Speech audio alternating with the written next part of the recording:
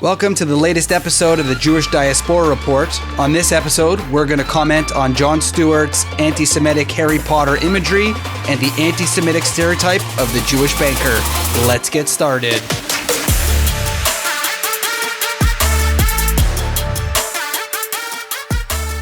As many of you may have heard by now, the Twitter sphere is lit up and chaos is flying around the internet in regards to the former host of The Daily Show, Jon Stewart's comments in regards to Harry Potter and the author JK Rowling. We'll take a quick listen to what he said on his podcast, The Problem with Jon Stewart, and we'll discuss it on the other side. Here's how you know, like, Jews are still where they are. Talking to people, what I say is, have you ever seen a Harry Potter movie? And people are all like, I love the Harry Potter movies. Like, you ever see the scenes in Gringotts Bank? And they're like, I love the scenes in Gringotts Bank. He's like, do you know what those folks that run the bank are? And they're like, what? And they're like, Jews. And then that person says, no, goblins. And then you go, and you're like, you hear yourself? Let me show you this from, it's the Protocols of the Elders of Zion. I just want to show you a caricature. And they're like, oh, look at that. That's from Harry Potter. And you're like, no, that's a caricature of a Jew from an anti-Semitic piece of literature. JK Rowling was like, can we get these guys to run our bank? And you're like, it's a wizarding world. It's a world where it's you like, can imagine anything. The train station has a half a thing and no one can see it. And we can ride dragons and you've got a pet owl. And who runs the bank? Who should run the bank?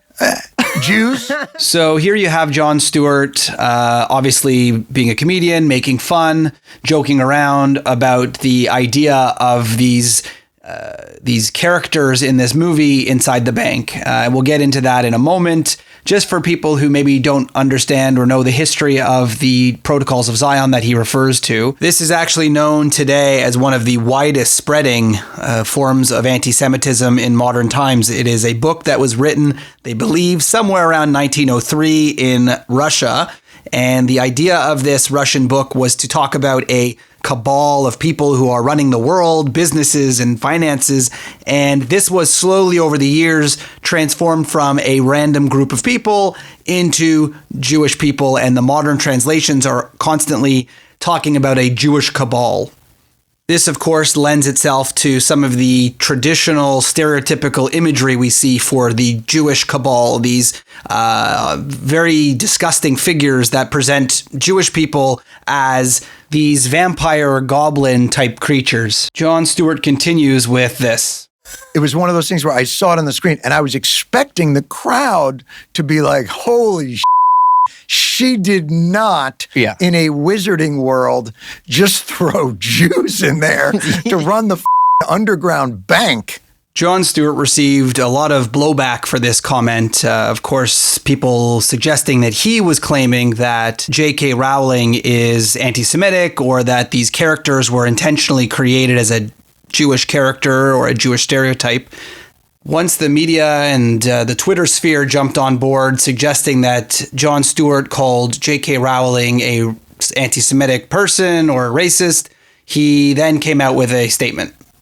No reasonable person that could have watched it and not seen it as a lighthearted conversation amongst colleagues and chums, having a laugh, enjoying ourselves about Harry Potter and my experience watching it for the first time in a theater as a Jewish guy, and how some tropes are so embedded in society that they're basically invisible, even in a considered process like movie making, right? Absolutely. This morning I wake up, it's trending on Twitter. So let me just say this, like super clearly as I can. I do not think J.K. Rowling is anti-Semitic. I did not accuse her of being anti-Semitic. I do not think that the Harry Potter movies are anti-Semitic. Clearly, Jon Stewart is unequivocal when it comes to the fact that he was not calling out J.K. Rowling or Harry Potter specifically.